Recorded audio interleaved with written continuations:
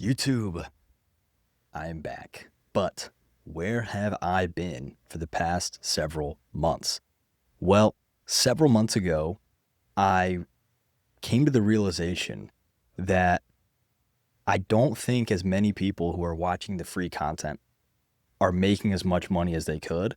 And they just kept running into little problems, like how to navigate these really little problems. And so what I decided to do to really get back into the position of an agency owner starting from scratch in 2025, in 2026, was I just said, well, if I need to relate to my audience, I need to be in the exact same position they are right now today. So where have I been?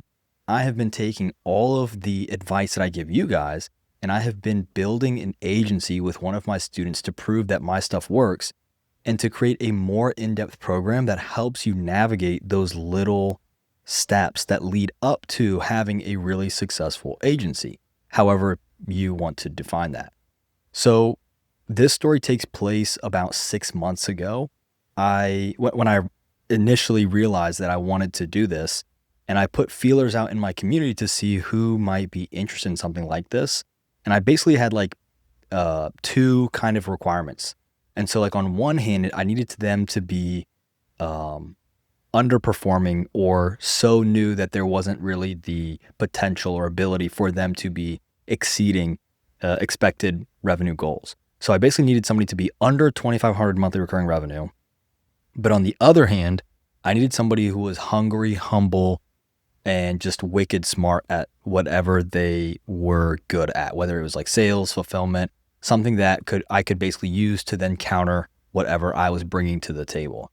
And so I put out a bunch of feelers. We had a lot of people come in and were interested and applied for the partnership.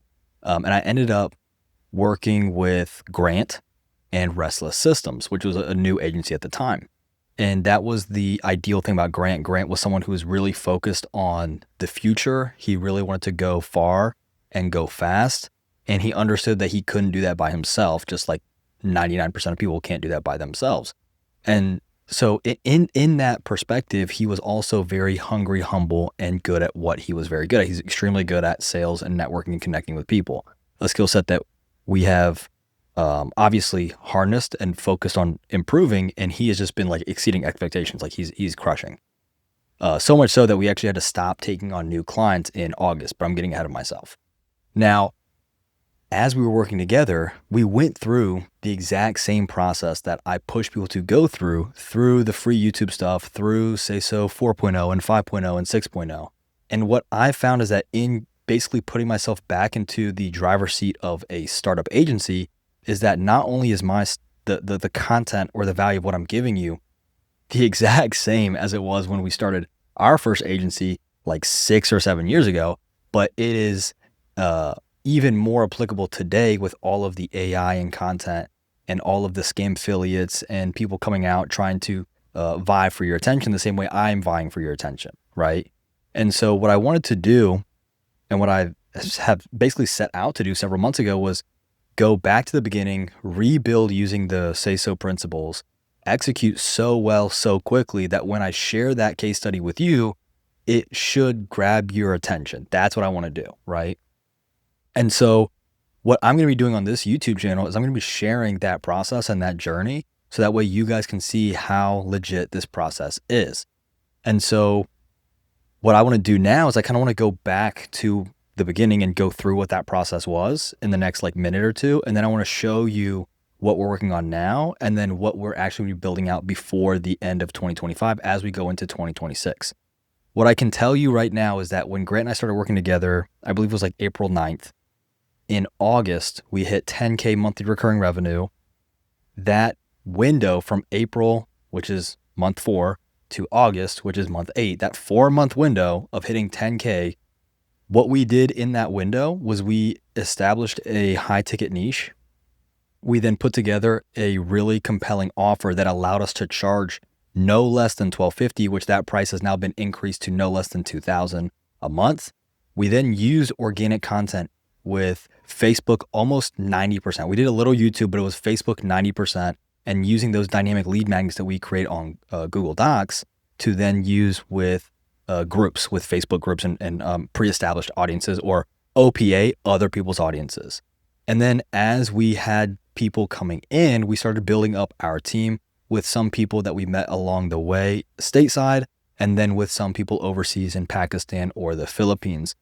We use mostly high level. For our agency, it's entirely high level. And then we're using ClickUp to manage our clients, and then Slack to communicate. And then for our clients, we're basically using high level, or we mostly refer to it as Lead Connector, because that's like their gray label. So we use Lead Connector, and then we're pairing that with Jobber, JobTread, whatever job platform they're using. And we're connecting the two using webhooks, APIs via NAN, Zapier, whatever automation platform makes the most sense based on the application that they're using for their job management. And so what I'll get into next is the offer that we put together that warrants us to charge $2,000 a month. And then you guys can basically follow along and take what we're doing and use it for yourself. That's always been my idea with SASO, is that I'm just being overly transparent, overly vulnerable to show you everything. And then you guys do what you want to do with that. But yeah, it's been going absolutely crazy with the rate that we're at, with our new ticket being 2K, with us, scaling as fast as we did. Essentially what happened timeline wise for sales is, I think it was like April, we had like no sales. May, I'm trying to think, like, what's the month after April, right? May, I think we had like a few people reaching out, nothing really interested. June, we had a few bites. I think we had like maybe one close in June. And then what happened is, once we really nailed down our offer, which if you're in SASO, you understand we go through iterative attempts to really nailing down our offer. Once we really nailed down our offer, again, keep in mind, this was April, May, halfway into June. We basically then had 10 sales calls back to back, and we closed 8 out of the 10. The 2 we didn't close actually were not making enough money to work with, so we actually disqualified them, not the other way around. And we basically had so many clients come in so quickly, we had to pump the brakes because we went over 10K. And now we're actually opening back up. But what we found is that at the momentum that we are currently going, we're on track to doing no less than $500,000 in annual recurring revenue this time next year. So this would be like end of summer 2026. So hopefully I'll make a video a year from now and say, yeah, we crushed that, which again, that's what we were on track to do. So what exactly did we do? I'm going to go ahead and share my screen. What we're doing is we're playing between 2 offers right now. One is called growth operating. One is called growth consulting. So if you are in SASO, you've heard me use these terms time and time again. If you're not in SASO, I keep trying to tell you guys how much crazy value is in there. I don't know if you guys need me to do like TikTok dances, or maybe put like Subway Surfer at the bottom of the screen for you guys to pay attention. But if it gets to that, we'll do that. But what we're doing here is we're doing one of 2 offers, and we're seeing which one we prefer. So I'm going to go into it. Number 1, a growth consultant, or anything growth, is just very simple. It's basically like you're growing the company, right? You want the company to have what we say higher revenue, healthy profit, headache free. It's the 3 H's. Higher revenue, healthy profit, headache free. Because if you have more revenue, no profit, doesn't matter. If you have great revenue, great profit, and a ton of headaches, that's a problem. If you have no headaches and no money, that's a problem. So we want those 3 H's in place. So the way that we understood that was, every business, if you go backwards to forwards, or front to back, is going to be traffic, sales, fulfillment. If you go to actually build a company, you need to build it backwards. You have to start with, can we do the job? Can we sell the job? And now let's market the job. And we cover this in SASO all the time. You have to build backwards, because when you build backwards, you ensure that everything is done properly.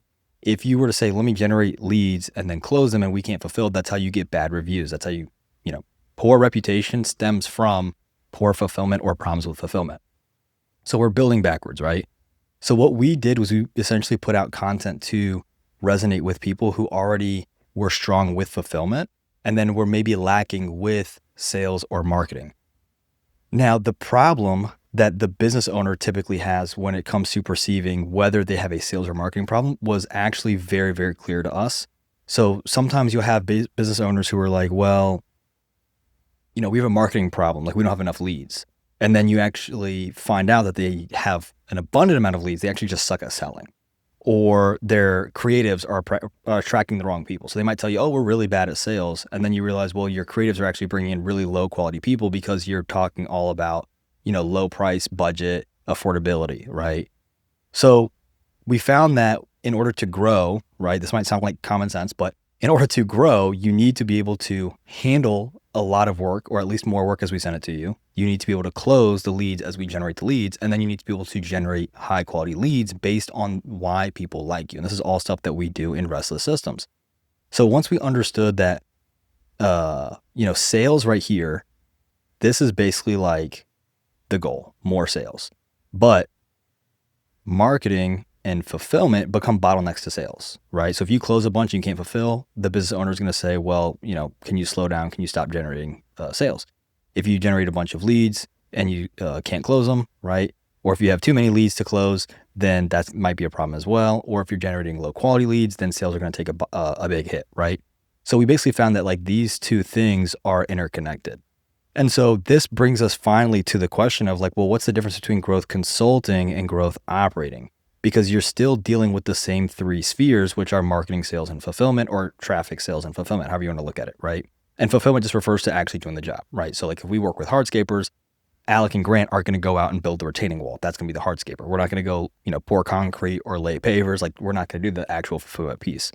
What we may do is we may help them with job listings to find qualified people, or compensation structures, org charts, job management platforms, setting up job management platforms, connecting them, right? So that's where we do intertwine with fulfillment, but we're not actually going out and doing fulfillment. So the difference between these two, consulting and operating, boils down to, are we giving them the assets and coaching and training to do it, or are we doing it for them? So consulting is kind of like a done with you. And what I tell people is anytime you have a done with you offer, keep in mind that there is a lot done for you. It is just from a done with you perspective. So what do I mean? We might help you create the ad for hiring. We might give you scripts to use as a starting point and tweak those with you, but you are the one who is ultimately doing the sales. Like you have a sales team, you have an office admin, you have a construction team for the actual projects, you have a social media team with maybe it's your niece going out and capturing footage, right? When it comes to growth operating, this is leaning more towards a done for you. And again, even with done for you, there's going to be some things that are done with you because again, we're not going out and we can't go out and collect the footage being that we're a remote team. We can't go out and build a retaining wall being that that's not our job offer, right? So with growth operating, we are handling the marketing, we are handling the sales and appointment setting and follow-ups. And then we are also coaching them and working with them on fulfillment and training their team up. So basically what we found in terms of like what we're going to do is that we're leaning more towards, let me get a different color here. We're leaning more towards the growth consulting, but we found that with growth operating, you're getting much better results. So our timeline is essentially, or like what we have in mind and what I'm going to be documenting as we go over the next, several years, is that we're going to be basically starting here. So keep in mind, starting here. So we're going to then be perfecting our sales system. We're going to be bringing in a lot of advanced AI agents using some MCPs, both native to high level when that is released and also heavily in NAN. And we're going to basically add in sales scripts and content scripts and marketing templates. And then we're going to be creating courses around all of these topics, like the same way we have courses in SASO. We're going to be creating courses for all of our blue collar project based customers to then follow alongside. And so the idea is that we're going to systemize this growth consulting, but we are going to work with a select few clients in a growth operating capacity. And the reason that we're going to be working in a growth operating capacity is because down the road or down the line, we're going to start doing more equity or rev share deals. We're not sure which. I think we're going to lean more equity, where we're either going to be acquiring some of these blue collar businesses that are project based as some of the baby boomers start retiring and selling off their assets, where we can just come in and clean house.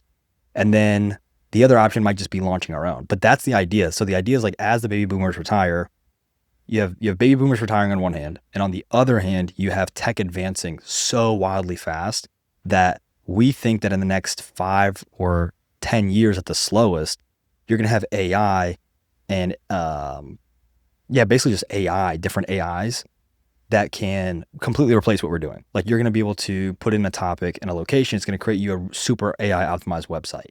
It's going to create all of your automations for you. And so we want to basically create a foothold now, so that way when that happens, we're safe and secured.